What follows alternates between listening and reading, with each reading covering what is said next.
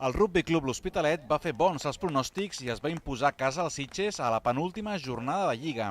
Després de 5 partits sense conèixer la victòria com a local, els riberencs van demostrar que tenen nivell suficient per continuar una temporada més a la divisió d'honor B. L'equip ara sembla molt més conjuntat sobre el terreny de joc, no només perquè s'han recuperat homes importants lesionats i s'han pujat jugadors de nivell del juvenil, sinó també pel bon treball als entrenaments. Hemos entrenado bien estas últimas semanas, estamos recuperando gente, están subiendo jóvenes con muchas ganas, con muy buena técnica, con muy buen espíritu.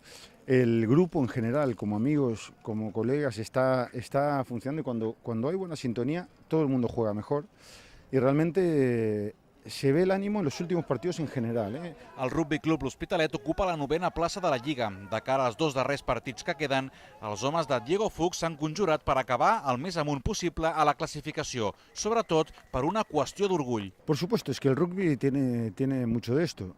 Nunca escuché que alguien pudiera conformarse jugando rugby. Me conformo, no empujo la melee, o no, esta vez no placo. No. Es que no podemos conformarnos. Hay que ir a ganar y ganar dos partidos que perdimos en la primera vuelta. Vamos a ir a jugar a ganar. El proper partit de l'Hospi serà el 3 d'abril al camp del Fènix, un equip de la part baixa del campionat.